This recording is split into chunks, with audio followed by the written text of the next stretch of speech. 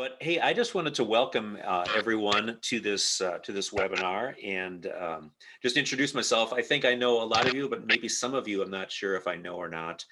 But I'm Mark Lenz. I'm the executive director of the Society for Church Consulting.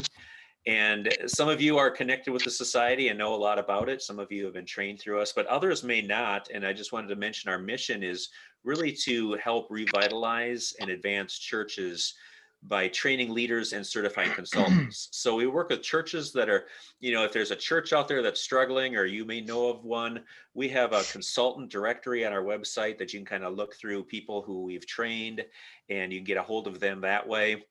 Or maybe you're even thinking about, hey, maybe I'd like to explore being a consultant. We have training and certification available on our website, which is just churchconsulting.org. But I wanted to really just take this beginning part just to introduce Rich. And I wanted to let you know how I first met Rich, met him virtually. I sat in a couple months ago, I think it was November or December, I sat in on a webinar that he did on how to rock the virtual stage through a faith-based organization I'm kind of loosely associated with. And seriously, I took 3 pages of notes. It was really that good, and the content was just amazing.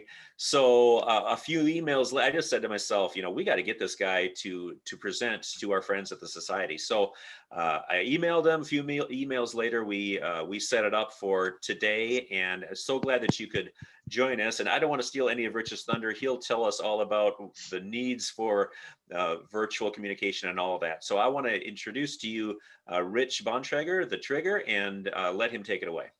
Thanks, Mark. It's been fun to get to this point. Thanks, everybody, for letting me be here. Just so you know, I am a pastor, been in the ministry for 25 years with Converge, and I've been in the Rochester, Minnesota. We planted a church there, had a great experience planting a church. And so I've also been a broadcaster for 30 years. So I've had the microphone in front of me for all my career, either as a pastor or as a broadcaster or both at the same time.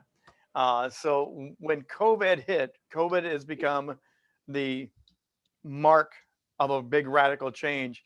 My life, my own career kind of merged with all the different things I've done publicly and speaking. I'm bringing my broadcast skills and I'm bringing my presentation skills, bringing them together to help organizations, churches, businesses, leaders to better rock the virtual stage. This is not a small thing, I tell people. But one of the big things is a mental shift in a lot of the discussions.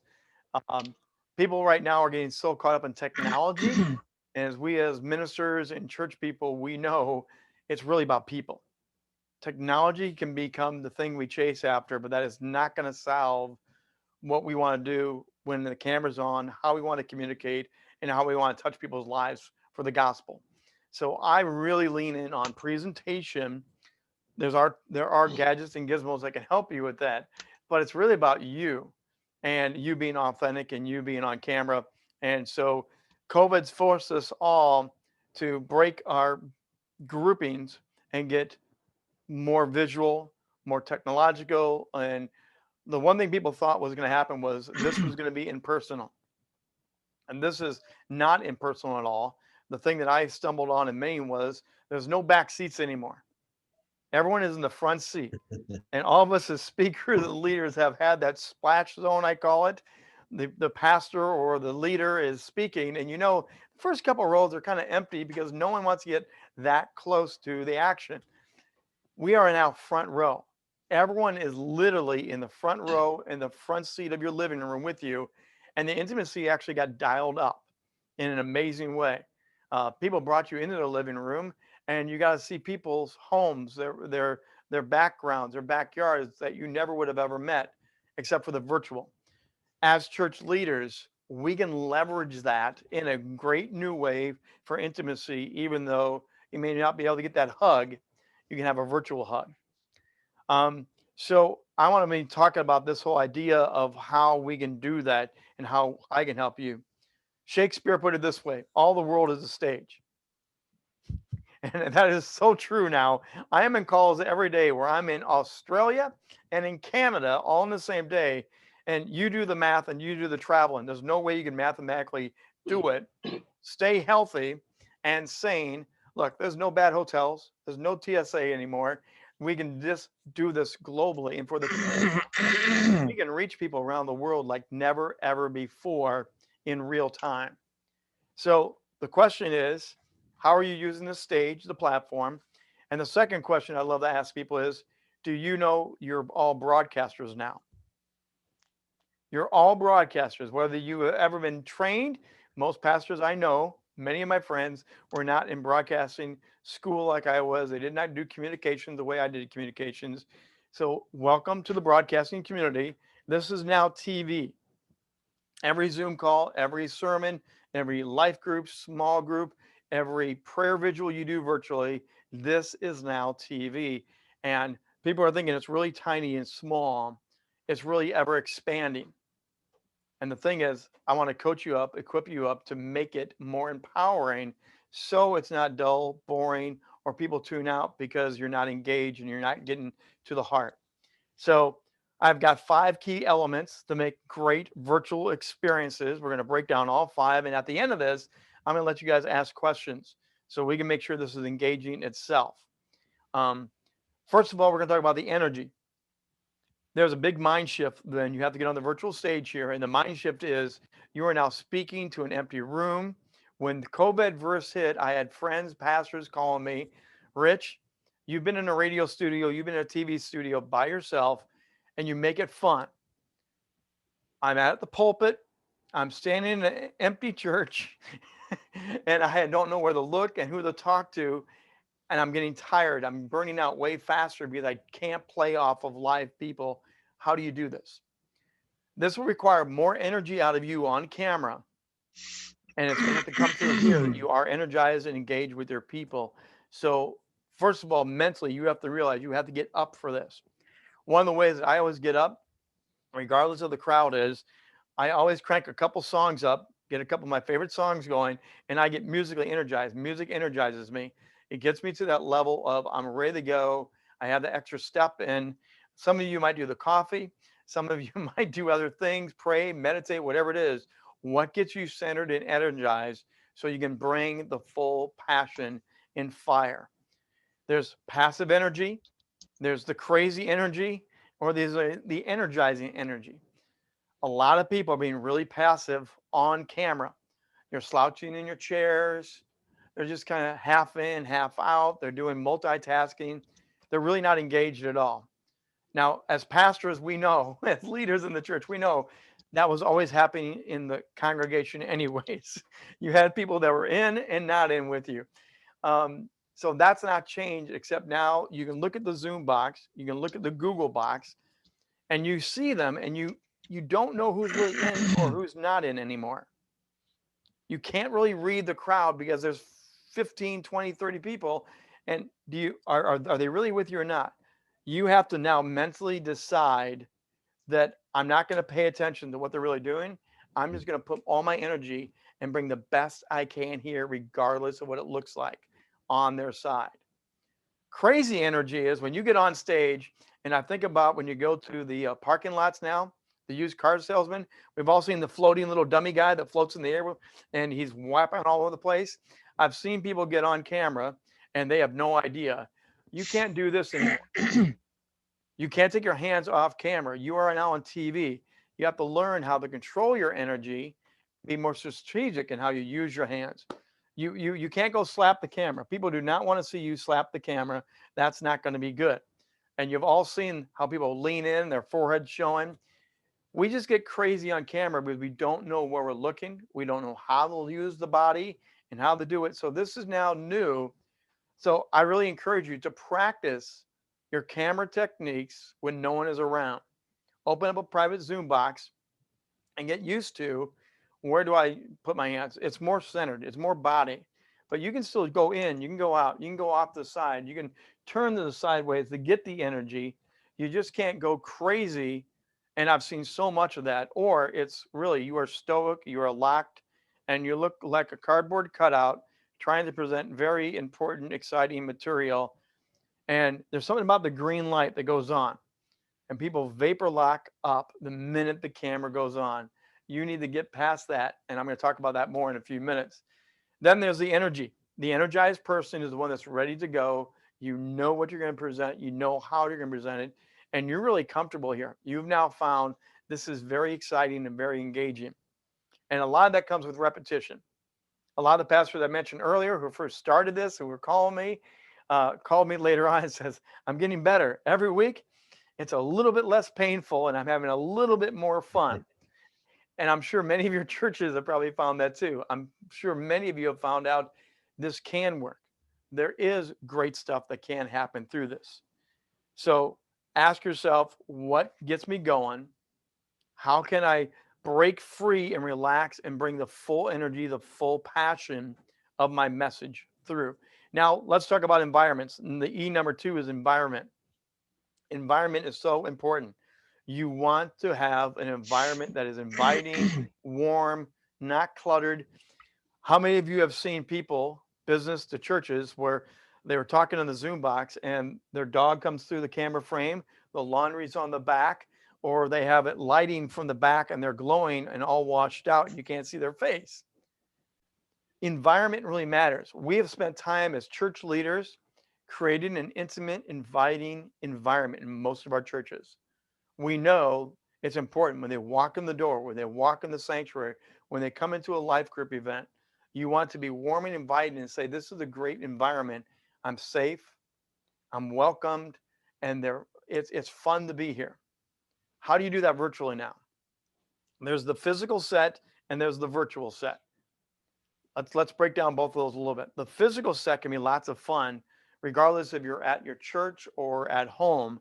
I encourage you to find a corner angle spot where you can have a little angle and set up your camera so you're pointing into that corner. I'm standing up on purpose. Presentation works better for purpose. I also encourage you for that energy. Stand up. Do not sit and present. We're used to presenting on Sundays. Most of us, we're standing, we're working the stage, we're having a good time. I can go side to side. I have a virtual space and I've created for keynotes. So the physical set can be done that way, the same way. You need to get maybe a bookshelf, maybe some plants, maybe you want a great picture behind you.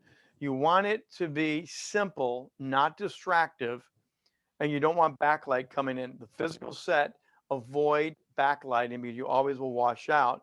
You want the front light coming this way. You are going to be the one mainly featured, but your set adds character and adds to your storytelling. And I really encourage you, if you're a storyteller, if you like to tell stories, bring in props, bring in things that physically help tell the story. I mean, Jesus himself was a masterful storyteller, and Jesus all the time was pointing to things, talking, illustrating things. How can you do that virtually now as a storyteller on stage? Create a physical set that you can really bring this to life. It's 100% your space. Make it whatever way you want to make it. Bring some of your personality into it, bring the character. If you want to brand your church, brand your ministry, whatever it is you're doing, find a way to make it 100%. It oozes your story and oozes you.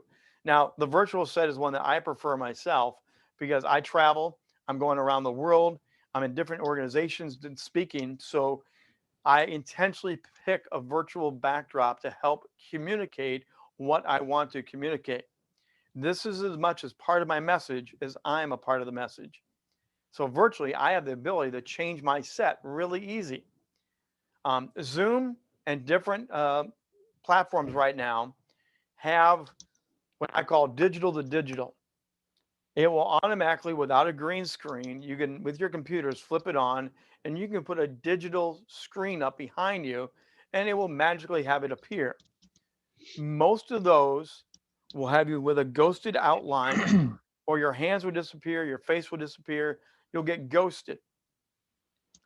Those are really, really distracting.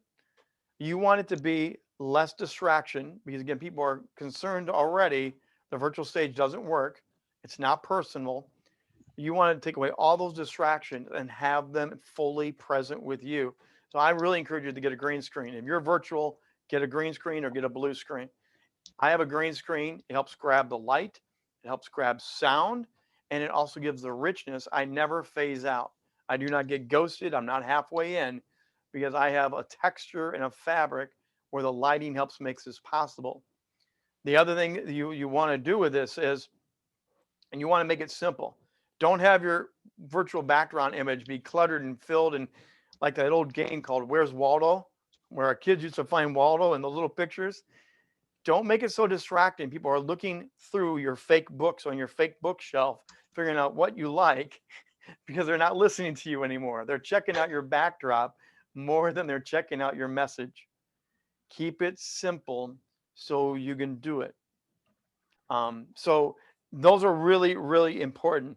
Um, and dress for success. When you're on the virtual stage, you want to dress as you were on stage. And now here's the other thing. White is a harsh color for the camera light. Avoid very light white, yellows for your backdrop.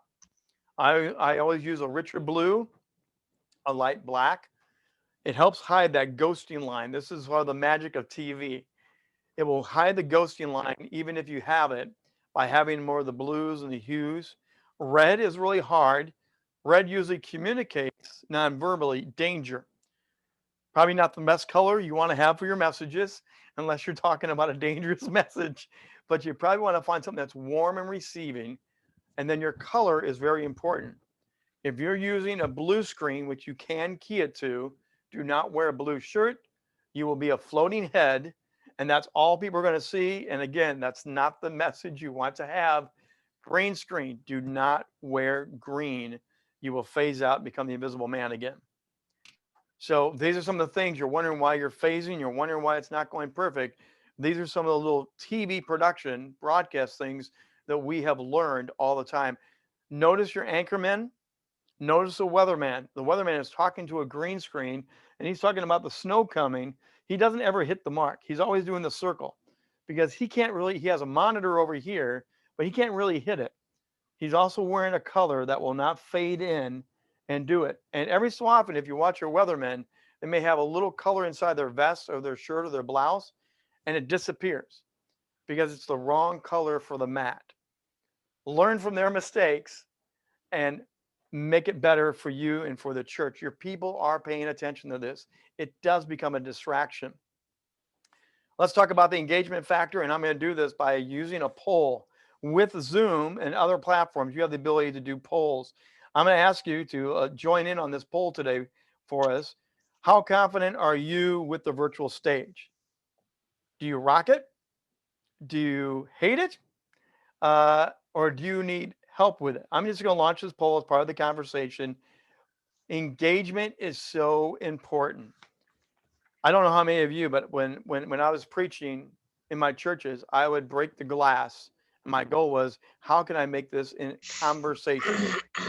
How can I turn this into something that is not a monologue? So instead of just asking theoretical questions, I would say out loud, it's a real question. Give me some feedback. And people would pop answers and engage from the audience. It raises the awareness. It raises their involvement of it. You can use questions like we're doing right now. You can use polls. You can do shared screens on Zoom, share the screen, bring up other content. You can rename yourself. So on my box, you see it's got Rich Trigger Bontrager. Upper right-hand corner of your box are 3 dots. You don't see it unless you roll your mouse up to the top. When you roll your mouse up, a little blue box appears. It will say mute, and then it has 3 dots next to it. You hit those 3 dots, you can rename yourself. So if you have a title, if you want to promote your telephone number, if you want to put your company name or your email address in there, you can change that to a more engaging tool, and it's always there. That's become a really fun thing because when I do breakout meetings and training sessions, sometimes I'll ask for, again, instead of your real name, what's your favorite cartoon character? What's your favorite Bible character?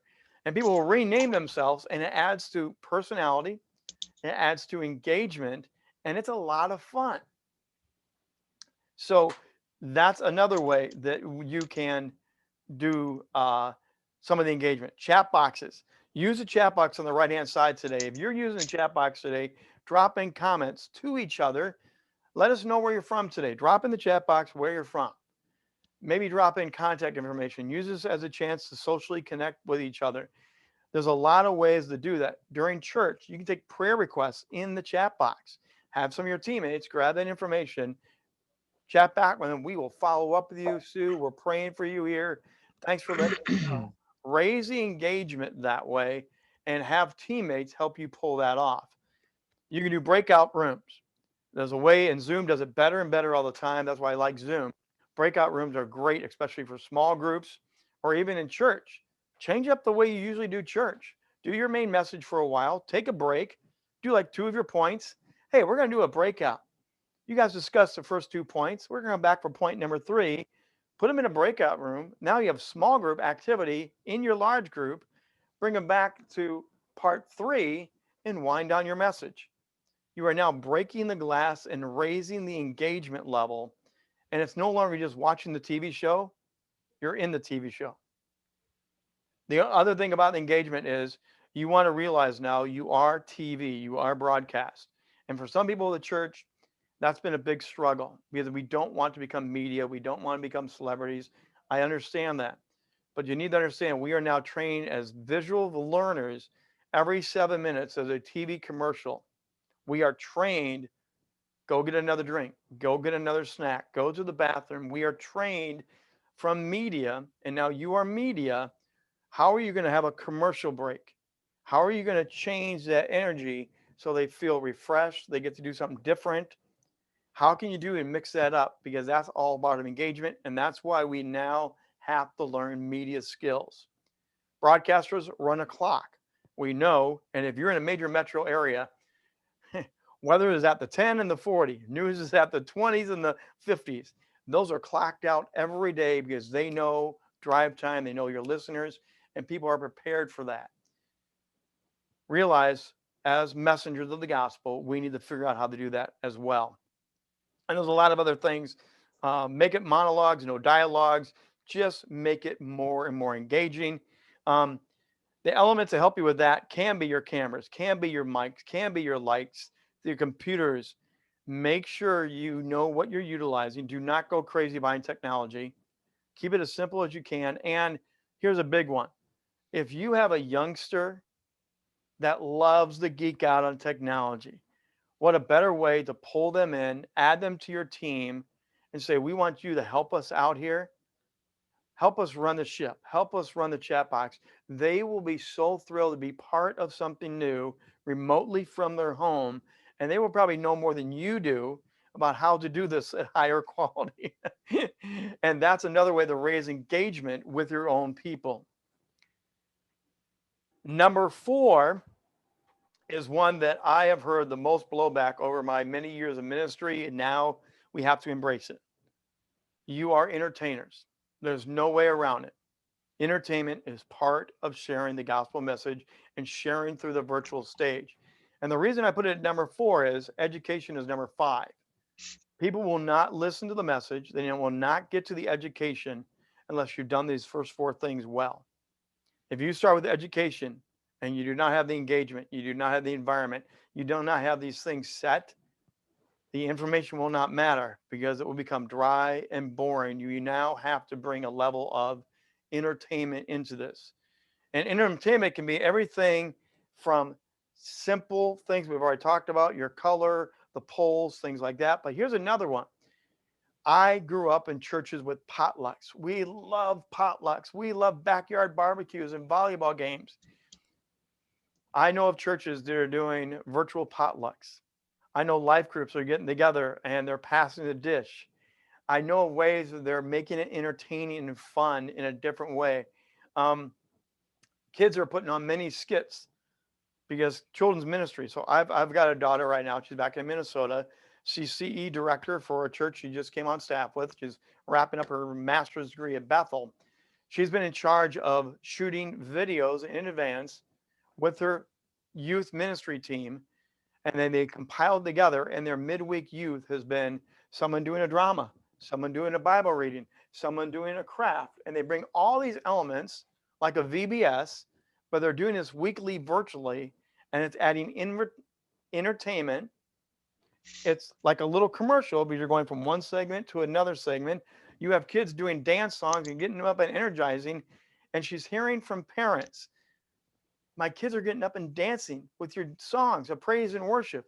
My kids are actually making the craft. I'm making the craft.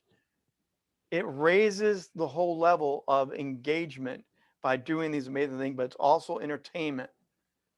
The big thing is never lose sight. Your message is a vital importance. You are the messenger. You are called to give the message, but we can do it in a very dry way or a high engaging way. Mm. Jesus was a storyteller. Jesus was entertaining with his stories. Jesus would illustrate in a way that would be kind of a stretch. And I'm sure they laughed and they joked and the crowd was very drawn into it. Another part of this entertainment factor is as broadcasters, you are part of the soundbite culture. Twitter, Instagram, TikTok. There's a new platform called Clubhouse now. All these things are soundbite culture. If you watch your news media, a long news story could be 10, 15, 20 seconds. A real long one is going to be a 3-minute feature. A 3-minute news story gives you everything you need to know. No, it doesn't. But that's a long feature on news. You have to now learn how to have sound bites. So another way to do this for entertainment is take some of your videos, grab a soundbite clip, use it on social media to tease your life group, to tease your prayer groups, to tease what else is coming next week. If you're doing a series of messages, take that soundbite. Coming up next week, we're going to pick up on where blank left off, run the soundbite, and join us next week back virtually with our church service here. The soundbite culture is really powerful if you learn how to use it as media people. Um, One of the corporate dealings that I have worked with, they did this really great. They have actually turned it into such an engaging, fun time. They went outside of their different venues. Everyone pulled up a lawn chair and they had an afternoon barbecue. So the whistle sounded at 5, wherever they were working at.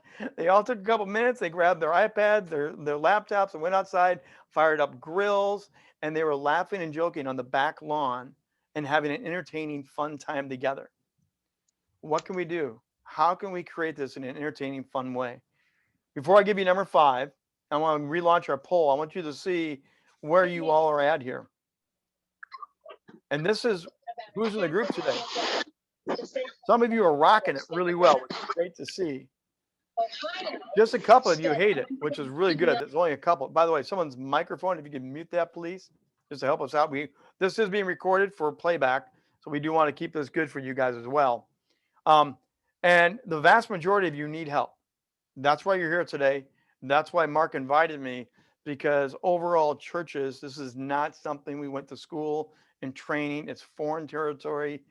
And in some contexts, it's also been taboo. But that's why we're here. So this is good to see, Mark. We got the right people in the house here today. Good job.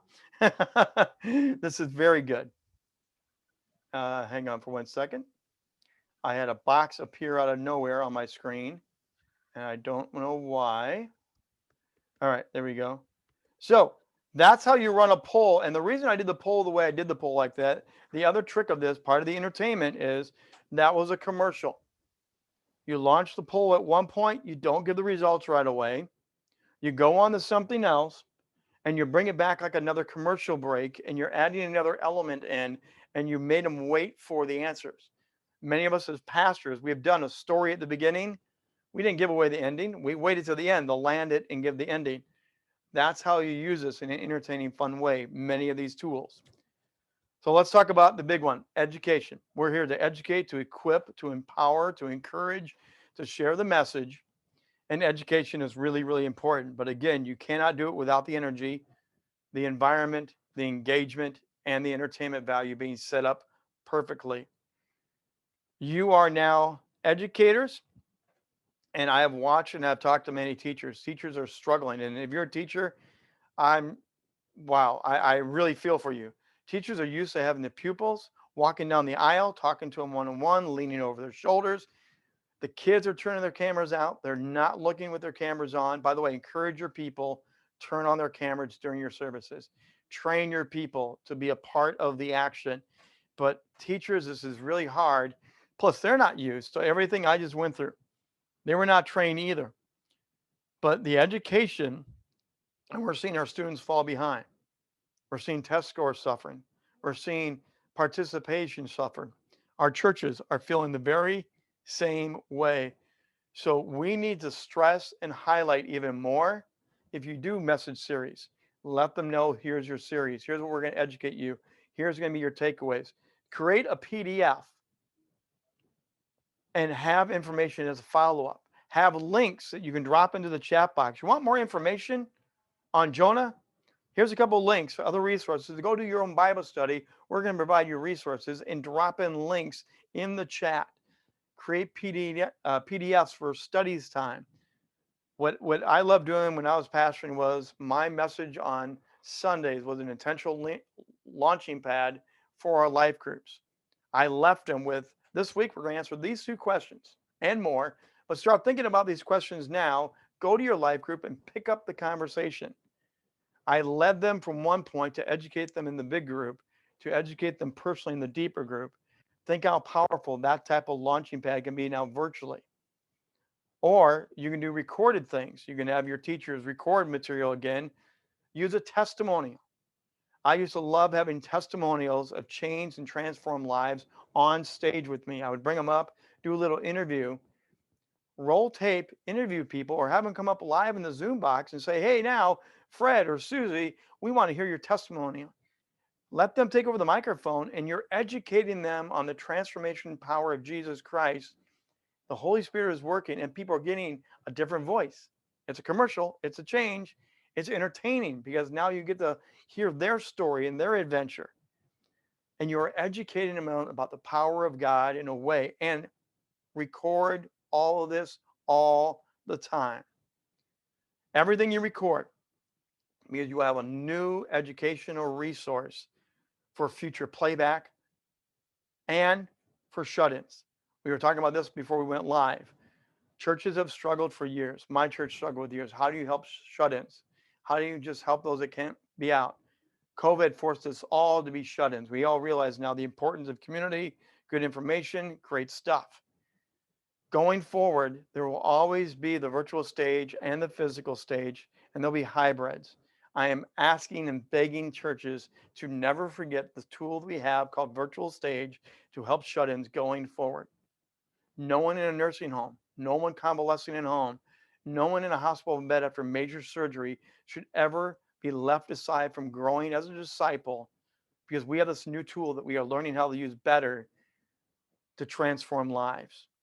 So record everything, keep educating with everybody, but always, always, always put relationship first. Drive home, this is still a relationship, even though we're hundreds of miles apart, many of us. We are all across the place, but we are driving relationship first because I care passionately about the church. I care passionately about pastors, and therefore it's a relationship. So it's not a one-off, and you are no longer distance. You are now building a bridge. Get them on Zoom calls. Do marriage counseling this way. Do other counseling this way. I heard of a church that did baptisms this way. Not everyone could gather. They had 10 people for a baptism. Roll the camera and let the congregation join in and do it in an entertaining way. Get one or two cameras. Get one of your young students again to have a switcher and jump from camera to camera. You can do these things. You can find the tools and it will educate and empower them as well. And you will learn that it's fun. Let me go back all the way to the very beginning. We're going to open up for questions here in just a minute. One of the biggest challenges for everybody in every industry right now is I don't get to go to work. I don't get to gather on Sunday mornings with all my friends and have my cup of coffee. My kids don't get their interactive youth group the way it used to be. We have to change our minds to understand we can have the same intimacy, the same transformation if we learn these tools. The underground church in China has been doing this for years. I was at a church planting retreat in Orlando, Florida. One of the events was we had an underground pastor. This is at Exponential. Have you ever heard of Exponential? Some of the best church planters, leaders in all the world gather in Orlando. Before this person came out, they had to take all the big monitors, shut them down. All cameras shut down. They told everyone, no audio recording, no pictures taken. We're trusting you as fellow ministers to keep this confidential. This individual coming overseas has a bounty on his head. They do not know he's out of the country. He wants to tell you about how the underground church works. He talked about the underground church has beepers and private messages. You can gather in cell groups. But if you know you're going to get busted, you know they're going to get crowd. They will quickly text the message and break the party, and no one gets caught. There was an Easter celebration. They'd asked the authorities to have an Easter celebration in a public arena. They got the blessing of the authorities. Everyone had got the message in various ways. The day of the event, hours before the event, word came down. It was going to be a trap. They were going to grab the Christians.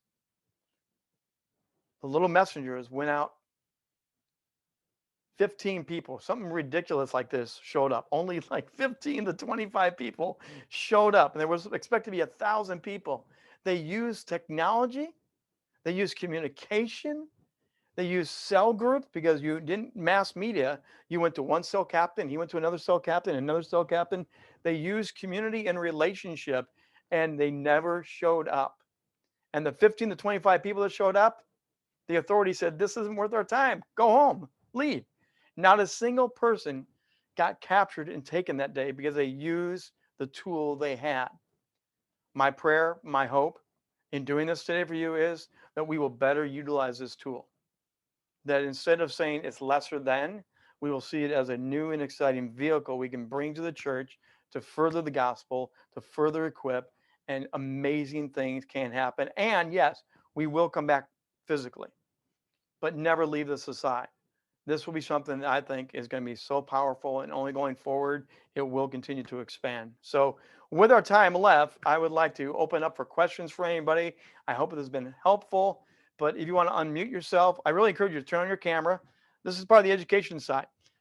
If you're going to ask your church people to turn on your camera and participate, leaders have got to go first. I've always coached leaders. Leaders go first. So, who's got a question? And I would love to help you out further if you want. Let's make this as practical as we can.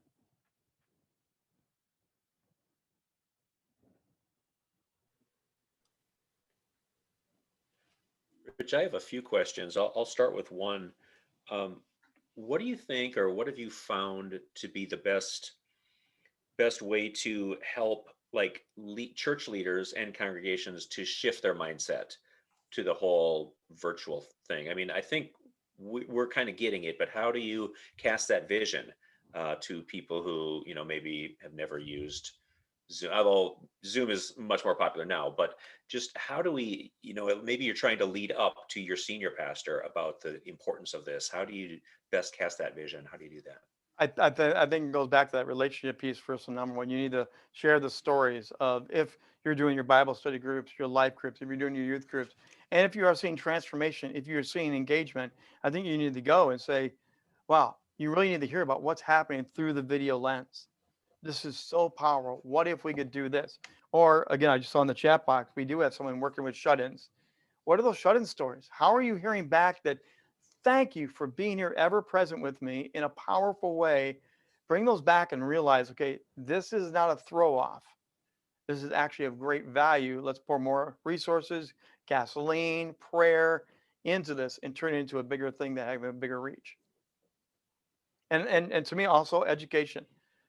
Go take your favorite broadcaster. If you have broadcasters, media people in your church, take them out to lunch. Do a one-on-one, COVID safe. Go out and say, I want to learn this craft better. Can you be a resource to help us? And again, you have a relationship, but now you're getting into what can we do better? Because you do this every day in the media. They're a great resource that are highly being underused. What other question we got?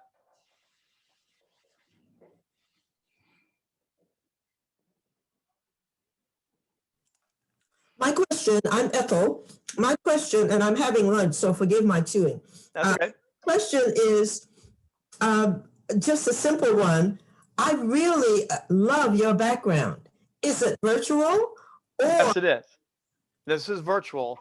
And like I said, it's simple. It's the richer blue. My wall, I cannot even touch my wall. I have full walkability, but that's why picking out that virtual screen is really important. Great. So and I find them digital background. I have a green screen. I do have a green screen, and I present to various organizations. But how do I get to that digital background? So on Zoom, as we're all in Zoom right now, you have the microphone on the left side, and then you have a Yeah. little camera icon. And I Right go by, there and find virtual. and then there's a little arrow going up right by that camera. If you Yes. just click once on that, you'll see Yes. choose virtual background. Yes. Click on the choose virtual background. It'll show you a couple that are automatically populated, but you can go to the plus button on the far right side and you can add your own. So this is for my talk show that I do every week. I coach and I have a talk show with a guest on. This is one of them. And this is for my company, just for me and for what I often present.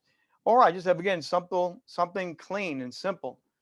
And Good. I have put some of these in here to mix it up. Now, Zoom gives you the Golden Gate Bridge. I've used that one. There Yes. for you. Yes. I encourage you. Someone I see just put one up. They have an airplane cockpit up there, which is great. So it's really whatever you want it to be. And that's where your creativity, your brand, the flavor of your church, your storytelling. Like I said, my daughter, they're having a blast making virtual backgrounds. You know, the story of Peter walking on water. They actually got a stormy wave and they were in a boat and they did really cool things to storytell and bring it alive. Think what you can do now as storytellers and bring the message alive Great. by doing this. Thank you. Thank you so much. Yeah. What other questions do we have? Hey, Rich, this is Rip Jenkins, and thank you for your presentation. I always love I've been doing virtual for a long time and been doing it internationally as well. So yeah, we know some of those things. Lately, I've been working in the assisted living area. And of course, so much of that right now is lockdown. You cannot get in. You know, I read a statistic the other day. It's almost 3 years since some residents have even had a hug from another human being. And so we're in 6 places. One's actually open, and we get to do a live service there, which I broadcast to the other 5. And constantly, we're doing new things and exciting things. Have you ever had or used the tool called StreamYard, which is Yes. one conversation, and then the other conversation, because we do a lot of video presentation, our worship band, or it's more it's not contemporary. It's really we've run into a little bit of problem just in production of creating the type of music and worship experience before the presentation of the word. What have you experienced? What have you been able to do in any of those arenas? So. Well, StreamYard is a really good tool. Zoom does not allow you to put name bars up and things like that in live real time. It does not allow you to do a ticker and other things. StreamYard allows you to do that, but StreamYard is a one-way discussion, is more of the monologue. The chat box can be very active, but you cannot bring people in and out. You can maybe have another guest, but you cannot play with the crowd the way we do through Zoom. So my preference is Zoom. There are some add-ons and things that are beginning to play with Zoom with some of those live textures.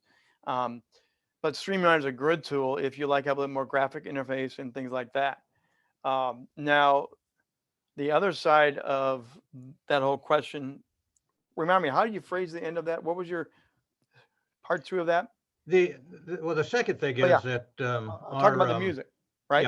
Yeah, we bringing in, so we're doing video and that type of thing, but the production level is not good. Music is really hard because you're in different bandwidths. Yep. Syncing up audio music is really, really tough. The only way I've honestly found to do it is if you have one person leave acoustically, but they've got to pipe the music in. And even that sometimes can be tougher because the pitch and the tone will change. There hasn't been a great solution for that yet, unless you do a truly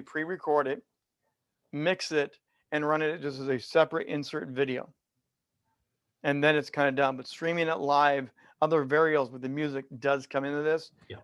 And if anyone else in the group has a better selection or any experience with that, please chime in on that because it's really important.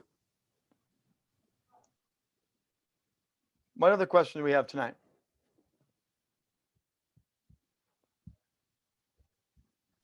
So Rich, just to piggyback on Ethel's comment about the green screen and background, is it, if I'm understanding it right, it's probably best to use a green screen and a background. I mean, just a background like I have behind me isn't that good because you can see what my hand is doing. Yeah, I'm Right. seeing that now.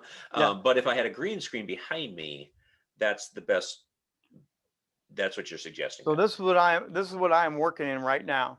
Now you Okay. can see as soon as I do that, my face is much more flush. You can see the reflective nature of a light at 2 o'clock and at 10 o'clock. Okay. But you Mhm. see, but the minute I bring that other image back up, my shadows disappear. And because it's a real fabric, it's helping to absorb the light and even I Mm, blend a little bit. There okay. also is a button on Zoom. If you go into your preferences, there's an area that you can do a touch-up button in there and play with your preferences. Play with the various things back there, but there's a way that you can activate having your face will be beautified just a little bit. Okay. It's not a hard filter, but it just adds a little bit to it. But you saw how sharp it would be just green screen by itself. This helps to soften it and make it much more. You don't get to phase in and out. Okay. And then one last thing, I was at participated in a large Zoom meeting and they did the breakout rooms. Is it possible just to do a 1 minute explanation of how you do that, or does that need setting up? You normally set them up. There You is a normally set way them to up do ahead of that. time. Yeah. So you set Okay. them up in the back end, Yeah. pre-show, you set them up. The cool thing and the web feature is different than the meeting. Right now we're using the meeting feature. That Okay. way, because I like the interaction. I like seeing the people and playing with this. When I do my TV show on Wednesday nights, I use the web feature. The web feature will have you, and if you're doing a guest, it will feature you by yourself. This is where your imagination has to come in. I always believe there's an audience. I always played to the audience. When I was a kid, I played and talked to my toys. My parents said I would preach to my GI Joes when I was a kid. They all got saved. And so you have to have that imagination. But when you do the meeting version, then it's just by yourself or your guest. And but what I do in the second half to bring the engagement is I turn all those people into panelists. And all my panelists come in like you are now, and we can have a second half of my show is completely interactive. So I do both. And with the group study now for the breakouts, you can preset them in, let's say you want 4 breakout groups. You can reset them. And we can take 4 of your names. We can assign you as being the chair people for those rooms. And people can pick which room they want to go to by themselves. It used to be it was a whole mix up. They just beamed into a room. No, you can actually say, I want to go to Mark. I want to go to Richard's. I want to go to Bob's room, whatever. And then if they want to jump out, they can exit that room, go back to the main room for a minute. Someone always stays in the main room, and then they can go pick another room to jump in again. Okay. Zoom has really elevated the freedom of running these groups. There are YouTube videos out there on that. Zoom has videos as well, but that's another way to totally break up the action. Okay. But you could have an assistant of yours, of the presenter, kind of put people into rooms for Yes, 5 minutes. That's how very, how it would very, work. very common. Okay. Co-hosting, like Mark is a co-host for the show now. I made him co-host. He has complete admin powers like I do. So if this was going on, he could have been typing your names in and set up a room and said, "Okay, we're ready," and you would have Okay. jumped into a populated room. So the webinar feature has a co-host, or do both the meeting Both feature can and have the, a co-host. You can okay. enable that and not enable that. Okay. Okay. Good. Also, when I run my shows, like for example, right now, I click on the participants button where the little bodies are, and they're all on my right-hand side, so I can see some of the names. To save my screen, I also click on the chat box. So I have participants with the chat box right below it, so I can see names and I can scroll back and forth. I can also see the content, so it's not multiple boxes open.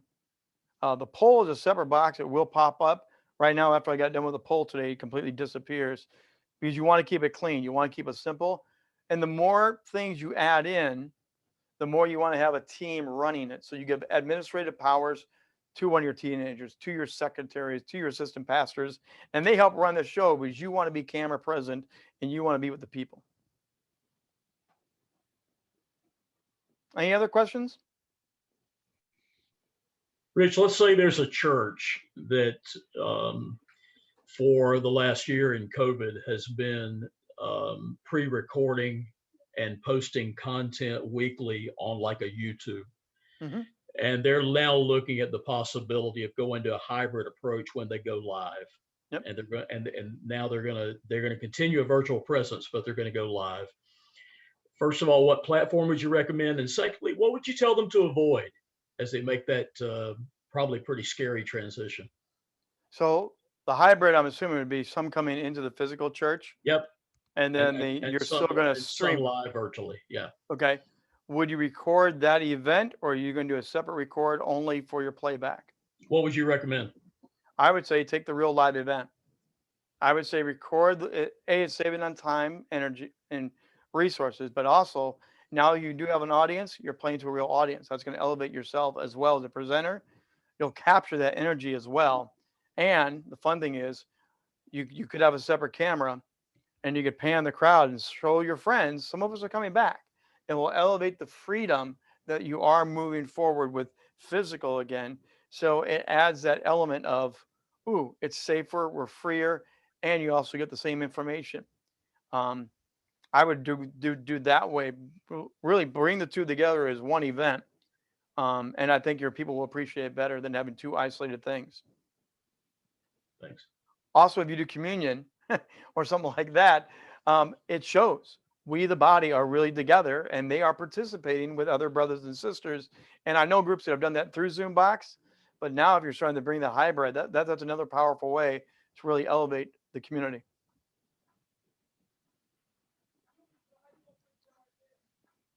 And just on what not to do, you might want to run two microphones. Never assume that one mic will be enough. You want to be either double mic'd up. Always download and save. Always save all your content before you edit anything. I would always keep a master and then do your edit, because you never know what happens. Stuff gets corrupted, goes bad or whatever. But now you have that ability. So, and again, some of your teenagers, there are easy handheld cameras. So you could have your main camera, and do not shoot it with you being a little stick person on stage. You want the waist, torso up type camera shot. But if you get one of those handy cams that they're now using for YouTube videos, man, have them pan the crowd and get that content. Those are great drop-ins. And again, they're not that expensive, but that's where you can get more people involved, even live again. What other questions do you have? Hey, Rich, if I could just interject two things. One, John Edwards, who just spoke, is our most recently certified consultant with the Society. Just got certified this week, so congratulations to John. And then probably one of the most humorous things I've heard in the digital world in the last couple of weeks is a middle schooler who for 2 or 3 months practiced the thing that you said about changing your name on the screen. He changed his name to Reconnecting, and he was able to avoid having his teacher ask him any questions for about 3 months before she figured out what was going on. That's all I got to say. That's awesome. What other questions do we have here? I have a question about being in front of the camera. Yes. I have a difficulty getting my eyes right. Like I can't focus. I'm always looking off to the left or looking off to the right. Even when I try, it's just difficult. No, camera placement is a hard one, and I struggle with that. Just in full disclosure, I stutter. Moses and I get along great. And I also have bad eyes. They do not work in concert. So I totally relate to that. On different days, my camera will move. But that's why I kind of also stand. The illusion is I'm always looking at you. Do not look at the people on that. So I put the camera, right now I've got my main screen here. My camera is clipped on above. And I'm able to look always contact here. Do not do it off to the side. Do not do it down below. this is your new handshake. So you want it to where it's going to be eye level. Even if my eyes are not working well, even if I feel a little bit off, by doing this standing and moving, it looks like I'm always on camera, always looking at you. And that's part of the illusion of TV now.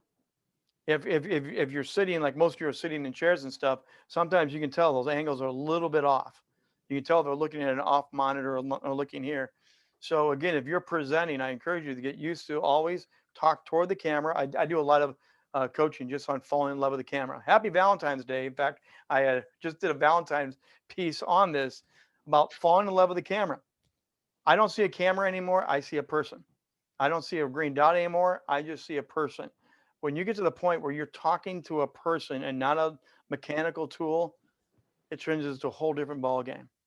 And now I'm not worried about my eyes. I'm just talking about presenting and having a great time with people. So hopefully that helps a little bit. But the closer you are, the more harsh, and they'll see it. And also play with where the angle is. Some angles may be better for you. Some angles may be worse, and get used to what that angle is for you. Okay, thank you. Mhm.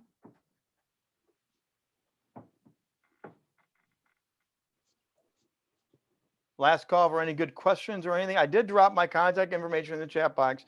If you want to book a call, if you want to get on some personal coaching, if you want me to help your church out, I would happily have that conversation with you. You want to have an email, fire more questions back, feel free to grab that information. And by the way, on every Zoom call, using the chat box on the far right-hand corner are 3 dots. They're side by side. If you click on those 3 dots, it will say Save Chat.